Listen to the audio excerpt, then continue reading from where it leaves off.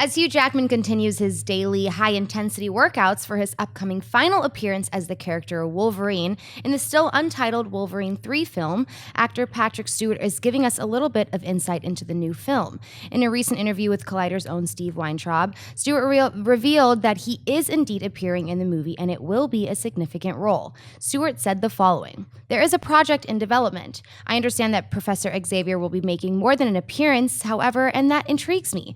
And the idea of an old Wolverine, I'm really looking forward to Hugh Jackman getting old. You know, damn him, he looks so great. So I'm hoping to see him covered in prosthetics, you know, and then he'll make me look better if that's the case." David, your thoughts on Patrick Stewart's comments? First of all, Patrick Stewart still looks amazing. Yeah. That is a good-looking dude. That dude has not aged since Dune. Right. Yeah. Dude, He yeah. was in Dune. You watched the episode of Next Generation. You see him now. Yeah. I don't think he has a little hair on the side anymore, but he looks pretty much the same. Yeah. He ages well. Yeah, So he he's should so- not be jealous of Hugh Jackman. You know what we talked about Movie Talk the other day? The guy who played the farmer in Babe, James Cromwell. Oh, yeah. That is another dude Dennis. who at some point 25 years ago made a pact with Satan. Yes. And he is not like aged today. Anyway, sorry. So we'll talk about Wolverine. Talk about Old Man Logan possibilities. First of all, it's not been confirmed nor denied that we are getting an Old Man Logan story.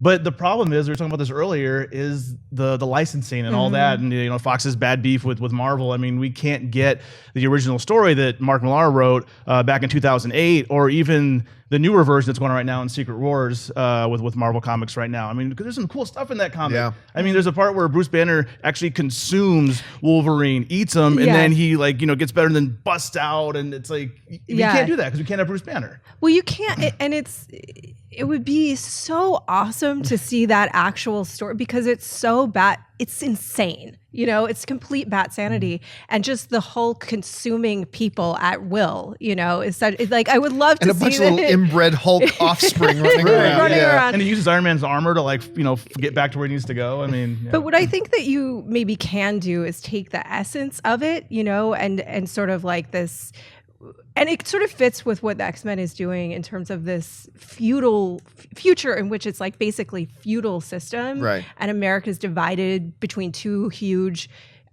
feudal lords that are villains, and Wolverine's caught up in the middle of it. I think you can do that. I'm not sure which characters they would use to do that, but I'd love to see an Old Man Logan story. So I hope that's what they're going to do. Where does Professor X fit into this, though? That's a great question, and the answer is it doesn't matter because Patrick Stewart. Patrick Stewart, can I just say, if there is an awards, I want to nominate Patrick Stewart for the greatest human being alive. First of all, online, anytime him and Ian McKellen get together, and they start every once in a while, they do their little Johnson, do all the selfies with it. Those are some of the funnest things to look at online. And if you have not seen this video that went up, I think about 2 years ago, I know I'm going off on a tangent, but that Patrick Stewart at some kind of convention. And he tells a story because of a question came from Did you see this where he tells a story about coming from a home where there was an abusive home? Yeah. And stuff like that. It is one of the most heartfelt, amazingly vulnerable things I've seen. This is just like one of the greatest human beings alive. He is so cool. Now, where does he fit into all this? I'm not really sure. What is kind of cool, though, is this is where we're getting the Old Man Logan stuff. He's dropping these things. And a little bit further in the interview, he talked about how, look, one of the problems that Hugh is facing too is that Wolverine is supposed to age real slow. And we are, just watch the first X-Men movie. Hugh Jackman is aging and somehow getting bigger and better looking with age, but whatever. And that's a problem for the story. So we got to do something a little bit different. I thought that was interesting. It does sound like they're going to go with Old Man Logan. It will be interesting to see if they confirm that or not. But let's not forget, aside from the fact that there are key characters in an Old Man Logan story, like Hulk, like Hawkeye. Hawkeye is a significant, Red a Skull. lot of different ones.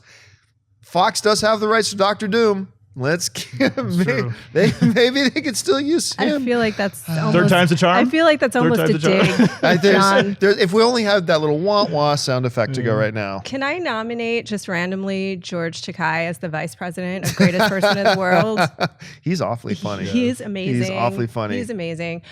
My other question, and I know we probably have to get off this topic, though, the thing that I'm curious about is how this fits into the greater X-Men universe and sort of what they're doing in terms of rebooting these timelines. I mean, we're going to see how that plays out in Apocalypse, but I'm like, well, because if because if Professor X is there and it's Patrick Stewart, is that a whole other timeline that we're talking about? Or like an Elseworld sort, because if you Old Man Logan exists in like a different, there's a 616 Marvel universe, and then Old Man Logan exists in a different one. So are fans going to know that? I mean, they're going to announce that. How do you explain that in a movie? Yeah. Well, I think what's important to understand is that at Fox, they have like a guiding principle for their X-Men canon. It's a 2-word principle. And that 2-word principle is continuity, schmontinuity. They don't care. If you watch any X-Men film, they absolutely don't care at all about continuity from one film to the next. They just seem to worry about, does this make us a good movie? So they'll set a Wolverine film. Let's say they do this. They set a Wolverine film a little bit in the future,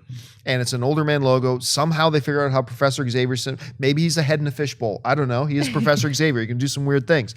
So he's still around. And whether it does or does not fit in with what goes on in Apocalypse, it seems like Fox doesn't care. And normally I would get upset by that. But it hasn't really had negative effects so far. It hasn't bothered us. Has it bothered anybody? Is it bothered anybody out there? I'm curious. No, not me. I mean, I think because the stories they're good stories. A good movie's a good movie. That's why I get frustrated sometimes when a lot of the hardcore fans, especially X-Men fans, say like these movies aren't X-Men movies. They don't embody what X-Men is. But I'm like, just give me a good story. You can change up the ethnicities, the gender, but as long as it's a good story, I don't need Superman to channel Superman from 1948. I don't need that version of Superman anymore. That's kind of played out. But I mean, as long as it's you give me the story, give me good characters, interesting plot, that's what I want to see. That's what you want to go to the movies for. It doesn't have to add up to the comics, because they can exist as two separate entities. The comics and the stories are always going to be like you watch Lord of the Rings, Game of Thrones. If you only like the books, those words are always going to be on those pages. Just because something's different in the movie form doesn't have to affect the outcome. You just summed up my argument why I don't mind reboots. And it's sometimes nice to see a slightly different interpretation of something you love, because it can be surprising. Yeah.